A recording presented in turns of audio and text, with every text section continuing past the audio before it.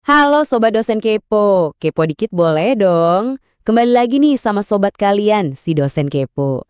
Nah Sobat Dosen Kepo, khususnya nih kalau kamu perempuan, coba deh kamu simak ulasan Dosen Kepo yang satu ini. Hitung-hitung buat nambah wawasan budaya pernikahan turun-temurun yang percaya nggak percaya masih eksis banget dipakai sama pengantin wanita zaman now. Di ulasan kali ini, kita bakal bongkar habis gimana riasan tradisional paes ini ternyata bukan sekedar makeup biasa, tapi sebenarnya itu adalah peta sejarah dan filosofi hidup yang dalam banget. Kalian pasti udah sering banget kan ngeliat pesona yang super menawanin ini? Tapi tahu nggak sih yang bikin merinding dari riasan ini tuh lekukan-lekukan hitam di dahi sang pengantin itu bukan cuma sekedar hiasan kosmetik buat nambah cantik aja loh. Nggak sama sekali. Riasan ini tuh ibarat mahakarya seni yang nyimpen teka-teki kuno. Makanya kita jadi mikir kan, emangnya kode tersembunyi apa sih yang sebenarnya lagi dilukis langsung di wajah sang pengantin ini? Terus, kenapa juga ya riasan yang seindah ini dulunya tuh sempat jadi rahasia yang dijaga super ketat? Bikin penasaran banget kan? Nah, buat ngejawab rasa penasaran itu, di ulasan kali ini kita bakal bahas 5 hal utama ya, mulai dari terungkapnya rahasia kerajaan, gimana cara membaca simbol wajahnya, beragam gaya di tiap daerah, evolusi dan adaptasi budayanya, sampai ke gimana riasan ini jadi sarana pendidikan karakter. Oke, kita langsung masuk aja ke bagian pertama nih, terungkapnya rahasia kerajaan. Kita lihat ya gimana tradisi ini bermula. Kalau ditarik mundur nih, sejarahnya tuh unik banget. Di era sebelum 1940-an, paes itu sifatnya eksklusif banget, bener-bener warisan Hindu-Buddha yang cuma boleh dipakai sama keragat sultan dan penari bedaya aja. Tapi, di tahun 1940, ada satu langkah gebrakan dari Sultan Hamengkubuwono IX. Beliau mendemokratisasi paes ageng ini. Jadi, rahasia kerajaan tadi disulap jadi simbol pelestarian budaya yang akhirnya bisa diakses sama masyarakat umum secara luas. Dan tahu nggak, dampak demokratisasi ini tuh luar biasa banget loh. Paes nggak berakhir jadi artefak tua yang cuma dipajang di etalase museum. Justru, dia berubah jadi budaya hidup yang terus bernafas, yang disambut antusias banget sama publik. Ditambah lagi, ada peran dari organisasi perias kayak HRPI yang ikut melestarikannya sampai detik ini. Lanjut ke bagian kedua, membaca simbol wajah.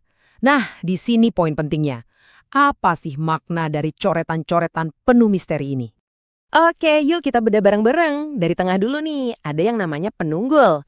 Lengkungan paling gede yang tujuannya buat ngangkat derajat sang istri supaya selalu dihormati. Terus di sisi kiri kanannya ada pengapit. Ini simbol buat selalu pinter jaga keseimbangan waktu ngadepin rintangan hidup. Turun dikit ke pelipis ada penitis yang melambangkan kebijaksanaan dan ketepatan ngurus rumah tangga. Terakhir, yang di dekat telinga itu namanya godek. Ibarat pengingat buat istri supaya selalu introspeksi diri, rendah hati, dan mau dengerin nasihat baik. Oh ya, Sobat Dosen Kepo, estetikanya juga nggak sembarangan dipilih loh. Bahan hitam pekat yang dipakai itu namanya pidih. Warnanya yang gelap itu melambangkan keteguhan hati dan prinsip yang benar-benar mantap. Terus kalau kamu perhatiin, bentuk lengkungannya itu sebenarnya meniru wujud gunung yang menjulang. Di alam, gunung kan dianggap sakral dan penuh berkah ya. Nah, filosofi itulah yang mau dibawa ke kehidupan pernikahan yang baru ini. Sekarang kita masuk ke bagian ketiga, beragam gaya daerah. Menariknya, pakem dasar ini ternyata bisa beradaptasi beda-beda di tiap wilayah Nusantara kita.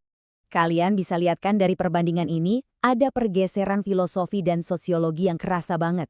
Bayangin aja, garis runcing plus perada emas khas Yogyakarta yang ngasih kesan tegas dan otoritas agung, itu beda banget sama gaya Surakarta atau Solo Putri yang bentuknya lebih oval, ngasih kesan tenang dan kelembutan. Beda lagi sama Madura yang berani pakai motif sulur tanaman dan bunga, simbol ketangguhan perempuannya. Ini bukti nyata betapa kayanya tradisi kita yang benar-benar harus kita lestarikan. Ya hitung-hitung buat ngejaga keutuhan bangsa dari Sabang sampai Merauke dong. Nih, coba lihat visualnya, biar makin kebayang. Di sebelah kiri itu gaya klasik Solo Putri yang kelihatan banget kelembutan lengkungan ovalnya. Sementara di sebelah kanan itu Solo Basahan. Kelihatan kan bedanya? Dia pakai dasar warna hijau cerah yang khas banget dan itu tuh melambangkan kemakmuran serta siklus kehidupan yang subur dan asri. Kita beralih ke bagian keempat, evolusi dan adaptasi budaya. Gimana ceritanya ya simbol-simbol ini bisa ngebaur mulus sama nilai-nilai Islam di Jawa? Asli deh, proses alkulturasi budayanya itu epik banget. Ambil contoh lengkungan penunggul tadi. Dulu, di zaman Hindu-Buddha, itu tuh gambaran Gunung Mahameru, tempat sucinya para dewa. Tapi seiring berjalannya waktu dan masuknya pengaruh Islam, maknanya berevolusi jadi melambangkan tauhid atau keesaan Tuhan. Jadi pesannya berubah, ngingetin kita kalau Tuhan itu satu dan selalu jadi pusat dari segala tujuan hidup. Hal yang sama juga terjadi di lengkungan penitis. Kalau zaman kuno dulu, ini tuh dikait-kaitin sama hal mistis kayak kemampuan buat meramal masa depan. Wah, agak ngeri-ngeri sedap ya. Tapi di interpretasi modern, maknanya bergeser jadi jauh lebih membumi. Sekarang, penitis itu ngelambangin hal-hal praktis kayak kebijaksanaan, ketelitian, dan seberapa pinter seorang istri ngelola rumah tangganya sehari-hari. Dan kerennya lagi, evolusi ini nggak berhenti sampai di situ aja. Buktinya sekarang ada yang namanya paes hijab. Ini nunjukin banget kalau paes itu budaya yang hidup dan fleksibel. Pengantin masa kini tetap bisa nutup aurat sesuai syariat, tanpa harus ninggalin sedikit pun nilai-nilai seni dan filosofi luhur dari leluhurnya. Win-win solution banget kan? Sampailah kita di bagian kelima, riasan sebagai pendidikan karakter. Dan ternyata, riasan ini tuh lebih kayak kurikulum buat ngebentuk jiwa loh. Nih, menurut kajian para peneliti, simbol-simbol di wajah pengantin ini secara harfiah adalah media buat ngedidik karakter mulia. Coba bayangin, nilai-nilai ini tuh sebenarnya udah diajarin dan relevan banget buat ngebentuk mental kita. Inilah salah satu cara jenius leluhur kita buat ngebentuk SDM unggul. SDM yang nggak cuma tangguh secara skill, tapi juga punya karakter kuat, tanpa melupakan akar budayanya. Jadi, anggap aja riasan ini tuh kayak buku panduan kehidupan yang dipakai di wajah. Dari pidi hitam tadi, diajarin soal keteguhan. Dari lengkungan pengapit, diajarin soal moderasi, alias jangan gampang terjebak sama hal-hal yang sifatnya ekstrim. Terus dari godehek, diajarin buat selalu introspeksi diri dan mau dengerin orang lain sebelum bertindak di kehidupan pernikahan. Makanya, kalau sekarang sobat dosen kepo ngelihat pengantin dengan riasan paes, kalian udah nggak cuma ngelihat makeup yang cantik aja kan?